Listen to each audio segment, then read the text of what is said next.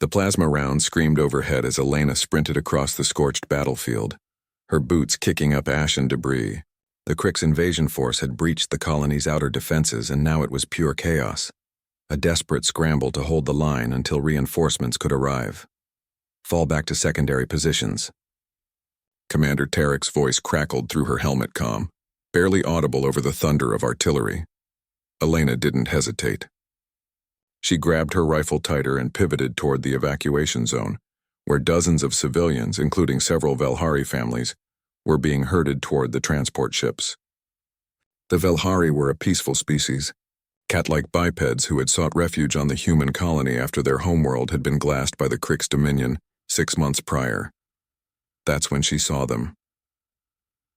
3 Velhari cubs, no older than human toddlers, huddled behind a collapsed supply crate.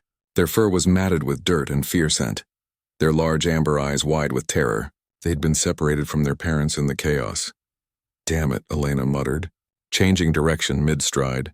She could hear Kale's voice in her earpiece, the young pilot who'd been providing air support. "Elena, where are you going?" "That sector's about to get hammered." "There are cubs," she replied simply, as if that explained everything. To her, it did. She slid behind the crate, her armored knees hitting the ground hard. The cubs flinched, pressing themselves against the metal. Hey, it's okay," Elena said softly, pulling off her helmet so they could see her face. Humans had learned early that their facial expressions helped calm the Velhari. "I'm going to get you out of here." The smallest cub, a female with silver-tipped ears, reached out tentatively with a tiny paw. Elena's heart clenched.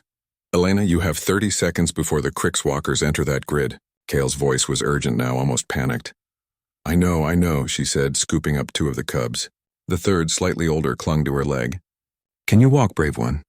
The cub nodded, though its whole body trembled. Elena began moving, keeping low, her rifle slung across her back as she carried the precious cargo. The evacuation zone was 200 meters away. Might as well have been 200 kilometers with the enemy closing in. A Crick's walker rounded the corner, a towering mechanical monstrosity bristling with weapons. Its pilot spotted her immediately. "Contact!" Elena dove behind a ruined wall as cannon fire tore apart the ground where she'd been standing. The cub shrieked in terror, and the one on her leg lost its grip, tumbling away. "No." Elena set down the 2 she was carrying and lunged for the third, grabbing it just as another volley exploded nearby. The shockwave hit her like a freight train, and she felt something crack in her chest. The world tilted sickeningly, but she didn't let go of the cub. "Elena!" Kale's fighter screamed overhead, missiles lancing down into the walker. The machine staggered but didn't fall. "I'm coming around for another pass, but you need to move now." Elena tried to stand. Her legs wouldn't cooperate. She looked down and saw the jagged piece of shrapnel embedded in her side, blood pooling beneath her armor. Strange, it didn't hurt yet. Shock, probably. The 3 cubs gathered around her, mewling in distress. The eldest placed both paws on her shoulder, amber eyes searching her face. "It's okay," Elena managed, her voice weak. "Just stay down." She tried to raise her rifle to provide some kind of covering fire, but her arms felt like lead. The world was getting fuzzy around the edges. Through the haze, she could see more Crick soldiers advancing. This is it, she thought distantly. At least the cubs would. And then something remarkable happened. The 3 cubs didn't run. Despite their terror, despite every instinct screaming at them to flee, they stood their ground. The eldest positioned itself in front of Elena's face, tiny body puffed up as large as it could make itself, hissing at the approaching enemy. The other 2 flanked her, their small claws extended, their kitten growls absurdly defiant. They were protecting her. A human soldier, a species that had shown them nothing but kindness when their own world burned, had risked everything for them.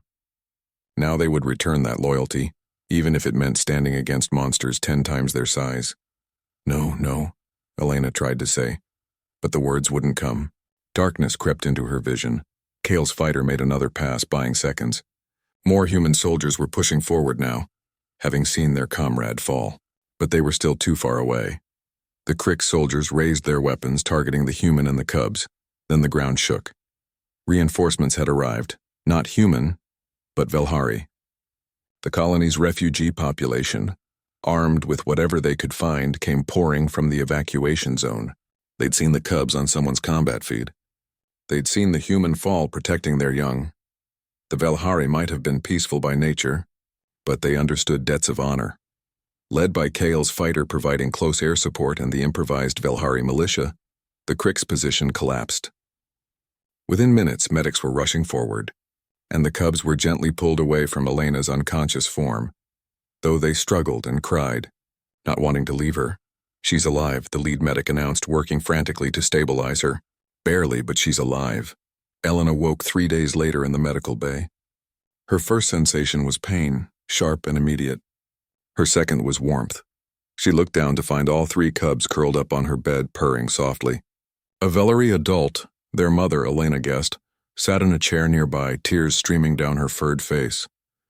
"You brought them back to me," the mother said in heavily accented standard. "You fell, but you brought them back." Kale appeared in the doorway, grinning. "You're trending across 6 systems, you know. Human falls in battle.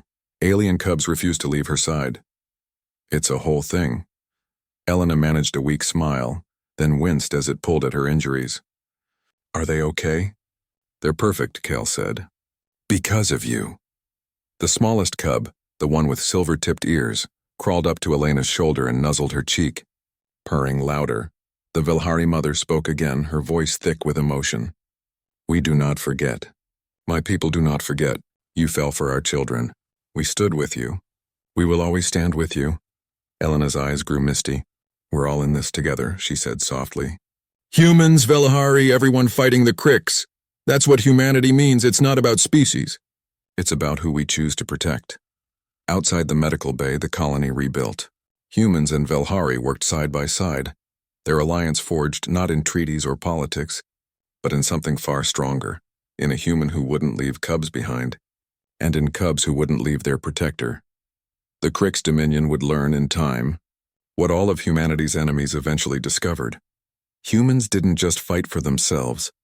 They fought for anyone who couldn't fight back. And they never ever left anyone behind, even if it meant falling in battle, even if it meant never getting back up. Humanity, Famwangya.